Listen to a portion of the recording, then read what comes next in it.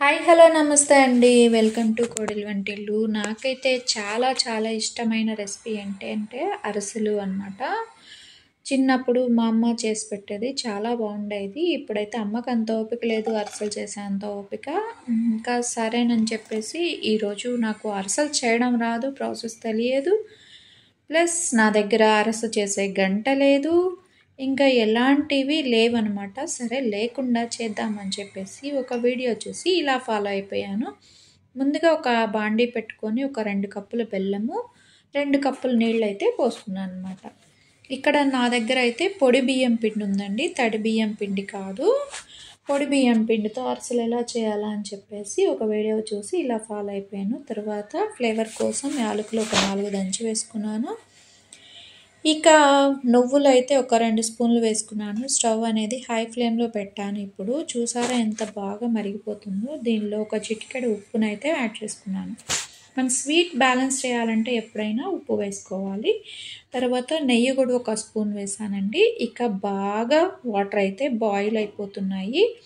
ఇక పక్కన ప్రాసెస్లో చేసేద్దాం. ఆ స్టవ్ బెల్లం కరిగే వరకు స్టవ్ మీడియం ఫ్లేమ్లో పెట్టాను. ఇక నెక్స్ట్ ఆ పక్కనైతే వెడల్పుగా ఉన్న ఒక బేసిన్ తీసుకొని దానిలోకి ఒక జల్లెడ పెట్టుకొని ఒక కప్పు గోధుమ పిండిని అయితే జల్లించుకుంటున్నానండి. ఇదేంటప్ప అరసలని చెప్పి గోధుమ పిండి జల్లించుకుంటున్నాను అనుకుంటున్నారా? దీనిలో అరస బాగా రావాలంటే గోధుమ పిండి అయితే వేసుకోవాలంటండి. తర్వాత ఒక కప్పు పొడి బియ్యం పిండి, మనం పొడి బియ్యం ఆడించుకొని పెట్టుకున్న పొడి బియ్యం పిండి ఒక కప్పు తీసుకున్నాను. ఇక ఒక కప్పు గోధుమ పిండి, ఒక కప్పు బియ్యం పిండి చక్కగా జల్లించుకొని పక్కన ఉంచుకోవాలి. ఇక ఈ వాటర్ అయితే బాగా తెరిలిపోయాయి, బెల్లం కూడా కరిగిపోయింది. ఇక నాకు అరసల పాకం అస్సలు రాదు. ఈ వీడియోలో అయితే అసలు పాకంతో పనే లేదనమాట. బెల్లం కరిగిపోతే సరిపోతుంది. ఆ కరిగిపోయిన బెల్లం వాటర్లో స్టవ్ అనేది సిమ్లో పెట్టుకొని మనం జల్లించుకొని పెట్టుకున్న గోధుమ పిండి, బియ్యం పిండి వాటర్లో వేసుకొని చక్కగా ఇలాగా బాగా మిక్స్ చేసుకోవాలండి.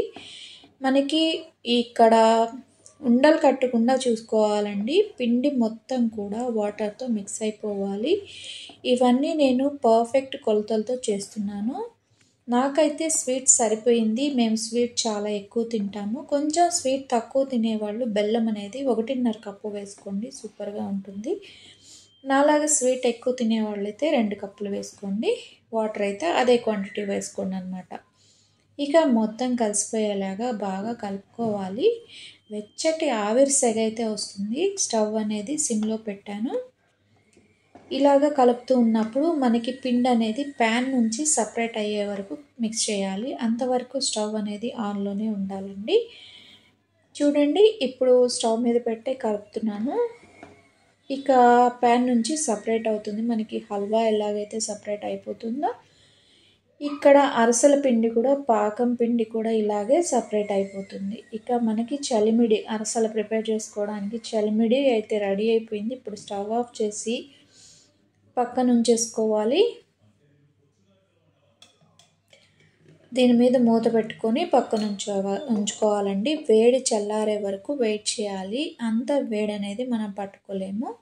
ఇక దీనిలోకి ఒక స్పూన్ నెయ్యి అయితే యాడ్ చేస్తున్నానండి నేను ఇక్కడ.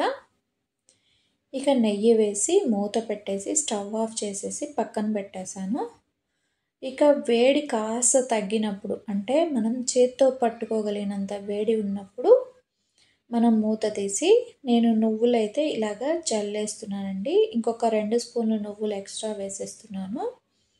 ఇక నువ్వులు మొత్తం వేసేసుకున్న తర్వాత దీనిలోకి ఒక 2 స్పూన్ల ఆయిల్ వేస్తున్నానండి. కొంచెం నెయ్యి ఫ్లేవర్ ఇష్టపడని వాళ్ళు, అంటే పెద్దవాళ్ళు నెయ్యి తినడానికి ఎక్కువగా ఇష్టపడరు, అందుకని చెప్పేసి ఇక నెయ్యి వేయకుండా నూనె వేసాను. ఒక 2 స్పూన్లు నూనె వేసి ఇంకా ఈ పిండి మొత్తాన్ని కూడా బాగా మిక్స్ చేసుకుందాం.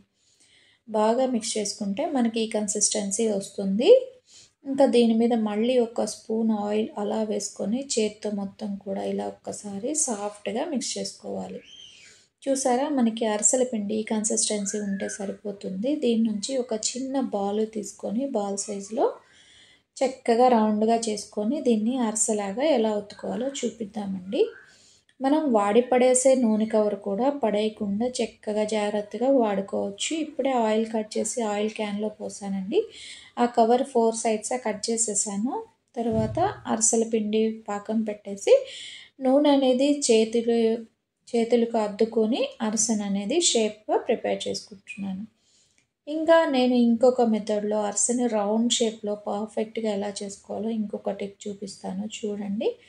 ఇప్పుడు ఈ అరిసె ఈ మందంలో ఉంటే సరిపోతుంది. స్టవ్ వెలిగించి బాండీ పెట్టుకుని ఆయిల్ అనేది మీడియం ఫ్లేమ్లో పెట్టుకోవాలి. ఆయిల్ హీట్ అయ్యాక మనం ముందుగా ప్రిపేర్ చేసుకున్న అరిసెను ఆయిల్లో వేసుకోవాలండి. ఆయిల్లో వేసుకున్నాక ఆయిల్లో కదిలించకూడదు, దాన్ని అలాగే వదిలేసేయాలి. బాగా బుడగలు వచ్చేస్తూ బాగా ఉడుకుతుంది. ఉడికినాక అదే పైకి తేలేంత వరకు మాత్రం వదిలేసి ఉంచాలి, మధ్యలో కదపకూడదండి. ఇక ఆయిల్ నుంచి అరిసె అయితే పైకి వచ్చేస్తుంది చూడండి. బుడగలన్నీ తగ్గిపోయాక అరిసె మనకి పైకి తేలుతుంది. చూసారా, బుడగలన్నీ తగ్గిపోయాయి. ఇక ఇది ఫస్ట్ వేసింది కదండి, అంతగా పొంగలేదు. ఇక తర్వాత నుంచి అయితే చాలా బాగా పొంగాయన్నమాట. ఇప్పుడు దీన్ని రెండో వైపుకి టర్న్ చేసుకొని చక్కగా కాల్చుకోవాలి. మనకి ఒకవైపు కాలి రెండో వైపు కాలడానికి పెద్దగా టైం పట్టదు. ఇప్పుడు అరిసె ఇంకొక ప్రాసెస్ చూపిస్తున్నాను చూడండి. ఒక చిన్న బాల్ పెట్టుకొని మనకి ఇలాగా వెడల్పుగా రౌండ్ షేప్లో ఉన్న చెంబుతో ఇలా నొక్కుంటే పర్ఫెక్ట్ షేప్ అయితే వస్తుంది.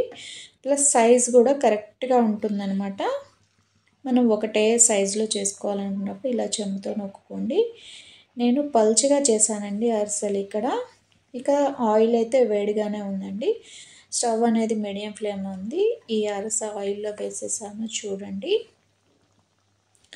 మనం ఒక్కొక్కటే వేసుకోవాలండి. ఒక్కసారి ఒక 5-6 వేసామంటే ఒకదానికొకటి అతుక్కొని మనకి సరిగా రాదనమాట. అందుకని ఒక్కొక్కటి వేసుకోవాలి.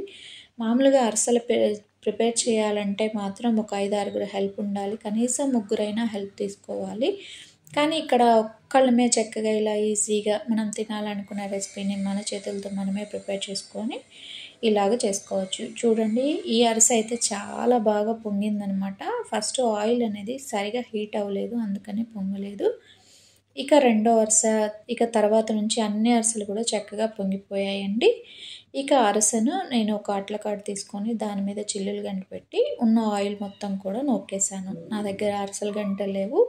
ఈ టిప్ నచ్చితే ఫాలో అవ్వండి. ఇంకా ఇలాగ అరిసెలు మొత్తం వేసుకున్నాక నేను ఒక మిస్టేక్ అయితే చేశానంటే, ఆ మిస్టేక్ ఏంటంటే నేను అరిసెలు తీసి అన్నీ ఒకదాని మీద ఒకటి వేసేసాను. ఒకదాని మీద ఒకటి వేయడం వల్ల ఒకదానికొకటి అతుక్కుపోయాయి. వేడిగా ఉన్నప్పుడు అలా వేయడం వల్ల అతుక్కుపోయాయి. అందుకని మీరు సపరేట్గా ఒకదానికొకటి అతుక్కోకుండా ఒకదాని పక్కన ఒకటి వేసుకోండి వెడల్పుగా ఉన్న ప్లేట్లో. చూసారా, చాలా సాఫ్ట్గా ఉన్న అరిసెలు అయితే రెడీ అయిపోయాయి. వీడియో నచ్చితే లైక్ చేసి, షేర్ చేసి, సబ్స్క్రైబ్ చేసుకోండి. మరిన్ని రెసిపీస్ కోసం నా ఛానల్లో చూస్తూనే ఉండండి. అరిసెలు చేసుకోవడం అస్సలు మర్చిపోవద్దు. Thanks for watching.